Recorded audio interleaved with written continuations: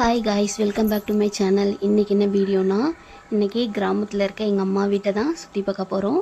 கிராமம் உங்களுக்கு ரொம்ப பிடிக்கும் அப்படின்னா அந்த வீடியோ ஃபுல்லாக பாருங்கள். இது வந்து நம்ம மல்லிகைப்பூ செடி தான்.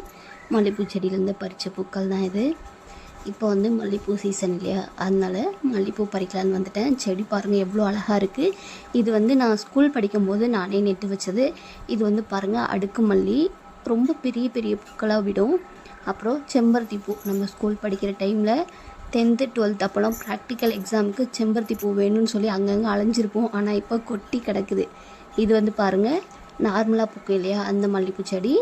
இதுவுமே வந்து பார்த்திங்கன்னா எல்லாமே நாங்கள் நட்டு வச்சது தான்.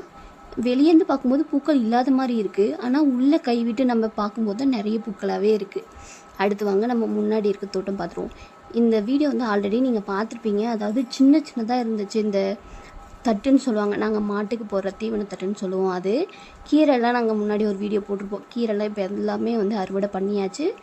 ஆனால் வந்து சிகப்பு கீரை மட்டும் கொஞ்சம் அப்படியே இருக்குது. அப்புறம் பாருங்கள் நம்ம அம்மா வந்து மாட்டுக்கு தட்டை அறுத்துட்ருக்காங்க. நான் வீடியோ எடுக்கும்போது இதெல்லாம் யார் பார்க்க போகிறா, யாராச்சும் லைக் போடுவாங்களா அப்படின்லாம் கேட்டாங்க. கண்டிப்பாக போடுவாங்கம்மா அப்படின்னு சொல்லிட்டு இருந்தேன். அப்புறம் இதை பாருங்கள், இதுதான் நம்ம வீடு, அம்மா வீடு. கிராமத்தில் மோஸ்ட்லி எல்லோரும் ஓட்டு வீடு தான். நம்ம வீடும் ஓட்டு வீடு தாங்க. எப்படி இருக்குன்னு கமெண்ட் பண்ணுங்கள். அப்புறம் அம்மா வந்து இதெல்லாம் யாராச்சும் பார்ப்பாங்களா அப்படின்னு சொல்லி கேட்டுட்டு சிரிச்சிட்டு இருந்தாங்க. கண்டிப்பாக பார்ப்பாங்கம்மா அப்படின்னு சொன்னேன். அப்புறம் எந்த ஊர்லாம் பார்ப்பாங்கன்னு கேட்டாங்க. அதில் நம்மளுக்கு தெரியாதுன்னு சொன்னேன். நீங்கள் எந்த ஊருன்னு கமெண்ட் பண்ணிவிடுங்க.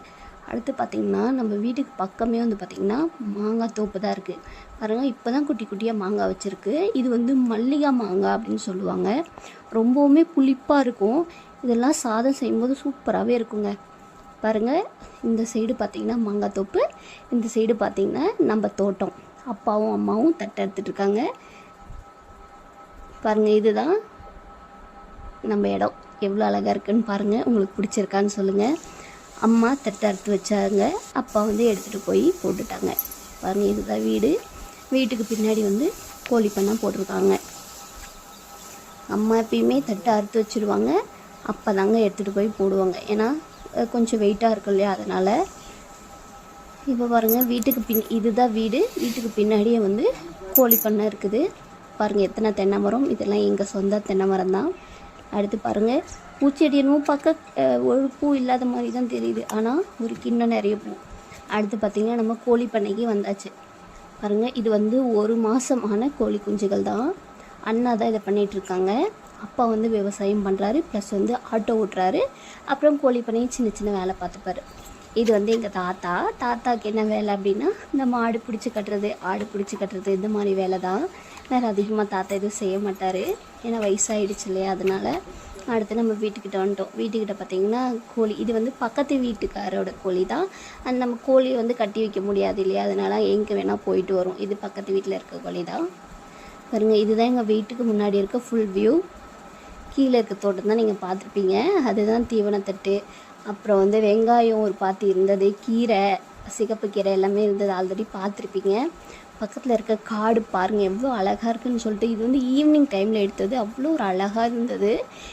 கிராமத்தில் வந்து அதிகமாக வெயில் தெரியாதுன்னு சொல்லுவாங்க, ஆனால் இங்கே செம்ம வெயிலுங்க, பொழந்து கட்டுது. அடுத்து பார்த்திங்கன்னா நம்ம தலைவர் வந்துட்டார். அவ்வளோதாங்க. இது வந்து நம்ம பறித்த பூ இருக்கு இல்லையா, இது வந்து அடுக்கு மல்லிகைப்பூ. இது வந்து கோத்து வச்சுட்டேன். அடுத்து வந்து இது வந்து நார்மலாக பூக்கு இல்லையா, அந்த மல்லிகைப்பூ. பாருங்கள் எவ்வளோ இருந்ததுன்னு. ஒவ்வொரு பூவும் பாருங்கள் ரொம்ப பெருசாக அழகாக இருக்குது. நம்ம கடையில் வாங்குறது கூட இவ்வளோ பெருசாக இருக்காது. இதையுமே வந்து கோத்து வச்சுட்டேன் அழகாக.